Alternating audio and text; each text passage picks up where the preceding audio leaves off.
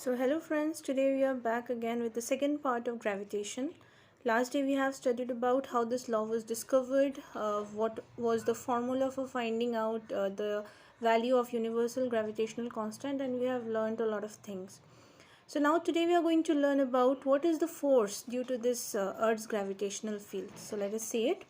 The force due to gravity on a body of mass m kept on the surface of Earth of mass capital M and radius capital R is, you know this formula that F is equal to capital G into m1 m2. So in this case m1 is the Earth's mass capital M and m2 is the mass of the object which is kept on the surface of the Earth. It can be any object, it can be a house, it can be ourselves, it can be a book, it can be anything, divided by r square, where r is the radius of the planet which we are considering. In this case it is the Earth. So now if we put the values of capital M, which is the mass of the Earth, it is 5.96 into 10 to the power 24 kg, a very huge mass, and small m is 1 kg. We are considering that the mass of the small object which is on the surface of the Earth is 1 kg. It can be any other value too. And the radius of the Earth is taken as 6.37 into 10 to the power 6 meter. You don't have to remember any of these values. The basic thing that we are going to learn is what is the value of F out here. So F is equal to 9.8 Newton. So what can we infer from this? That the Earth will attract a body of mass 1 kg with a force equal to 9.8 Newton. This is the most required thing from the entire discussion. We don't have to remember these large values. So if we consider a mass of 1 kg which is placed on the surface of Earth, the force with which the Earth is pulling the body towards its center is equal to 9.8 Newton. So there is a note out here. As the Earth attracts an object towards it, the object also attracts the Earth towards it with an equal force. We have learned it in the first part that every object in this universe will attract another object with a equal force. So the sun and the Earth attract each other. The sun and the moon attract each other. Two books placed on your table attract each other.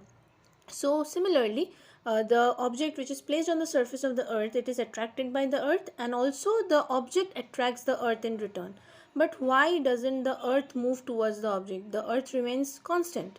Its position remains fixed. This is because the Earth is a very huge object. As a result, its mass is also very large, and thereby its inertia is also very high. So whenever the inertia of any object is very high, it becomes very difficult for it to move with a very small force. So it is not possible for the Earth to move by the small amount of force that the object is pulling it. Although the object is very small in size as compared to the Earth, so even if the Earth attracts the object with a very small force, the object will get attracted and it will get pulled towards the Earth. This is the basic reason. The mass of the Earth is the major factor out here. Moving to the next part, we have learned the other day about how this formula which we learned previously can be used to find out the acceleration due to gravity of our planet, which is 9.8 meter per second square. So here we are going to study more about it.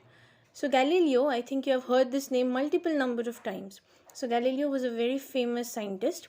You cannot say that he was a scientist because he was not professionally from a science background, but he has done a lot of experiments in science. So Galileo, and through his experiments, he found that if bodies of different masses and sizes simultaneously fall from the same height, they all reach the Earth's surface simultaneously and with the same velocity. But there is a special condition for this, that is the absence of air. So let me explain this to you. If you go to the top of a 10-story building and you throw a large rock and you throw a feather, what will happen? On our Earth, we will observe that the feather falls very slowly, but the rock falls very fast. This is because the mass of the rock is enough to cut through the air and fall. But since the feather is very light and it is not able to cut through the air, it will fall very slowly.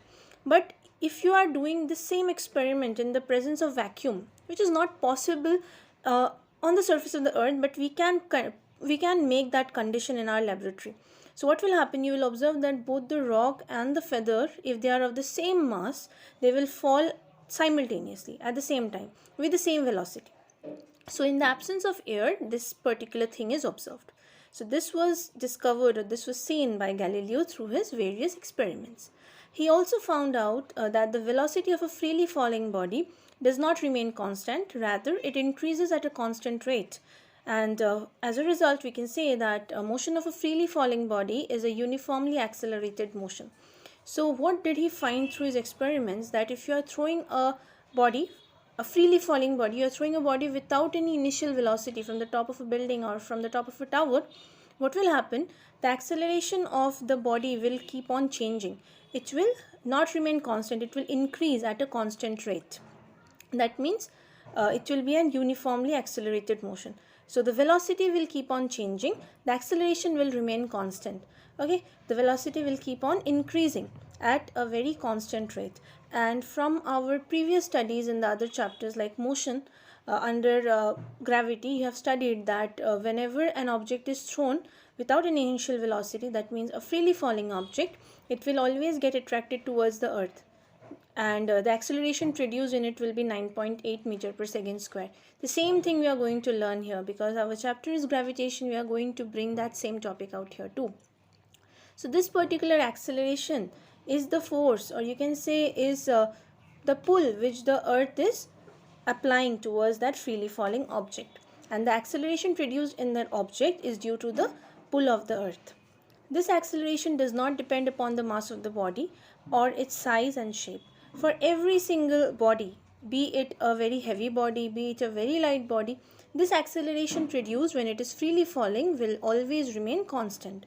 This is a very important point to note down. The acceleration produced in a freely falling body due to the gravitational force of attraction of the earth is called acceleration due to gravity. I already explained this to you a few moments back. The acceleration which is being produced in the freely falling body is actually due to the earth's pull. And it is denoted by small g. These are things which you have studied. Its SI unit is meter per second square. I have forgotten to write the unit out here, but I'm telling it to you, meter per second square. And it is a vector quantity because it has a particular direction. It is directed towards the center of the earth. Whenever attraction of the earth you're talking about, it will always be directed towards the center of the earth. So it is a vector quantity. And there is a very interesting thing to know, that we know that the value of g is 9.8 meter per second square. But that is not constant in the earth itself. In the poles it is more, in the equator it is a little less. But if you take the mean value, it will be 9.8 meter per second square. So we always take the average value. And another important thing to note is that g is equal to 0 at the center of the earth. At the center of the earth there will be no acceleration due to gravity. You will learn more about this in class 11. But these 2 points are very, very important, and you should try to remember these. Next, let us find another important relationship between small g, that is acceleration due to gravity, and capital G, which is the universal gravitational constant which you have learned, right?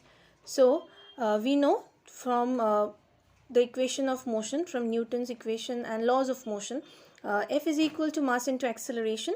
But in this case, since you are talking about the acceleration produced due to the earth, so we will take acceleration is equal to g. So F is equal to mg, and also from the previous formula, F is equal to capital G into capital M into small m by r square. I have forgotten to write the power out here too. So whenever you're writing this in your copy, please note it down. So now if you combine these two equations, you will get capital G, capital M into small m by r square is equal to small m into small g. And if you take g to the other side, and if you cancel out small m, you will get small g is equal to small g is equal to capital G, capital M by r square. Okay, so another thing you can see from the relationship itself, that g depends upon mass. It is directly proportional to the mass and the radius of the planet. Here we are talking about the earth, so we can put the value of m and r according to the earth's values.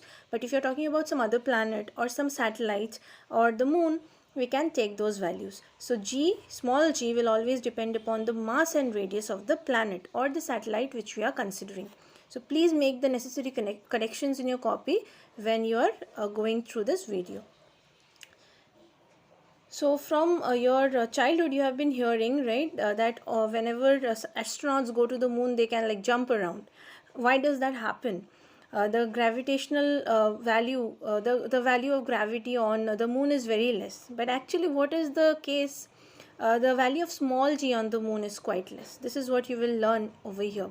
So we know that we have heard it many a times that the acceleration due to gravity on the moon is almost 1/6 of that of the earth. So not exactly, but nearly. So over here there is a numerical which has explained this. Let us go through it. You don't have to memorize anything out here. Just you have to know that the acceleration due to gravity on the moon is equal to 1/6 of that of the earth. So on the surface of the moon, the mass of the moon is 7.36 into 10 to the power 22 kg. The radius is 1.75 into 10 to the power 6 meter. So if you put these values in the equation which we just learned, so small g will be equal to 1.6 meter per second square, which is roughly equal to 1 by 6th of 9.8 meter per second square. Not exactly, remember this. So this is the reason why astronauts can jump on the moon. They don't feel their weight as much as they feel on Earth. So this is the basic reason. So I think till this topic everything is clear. If you have any doubts, please mention it in the comment section. I'll definitely make a video on that. Thank you for your kind attention. We'll meet soon again.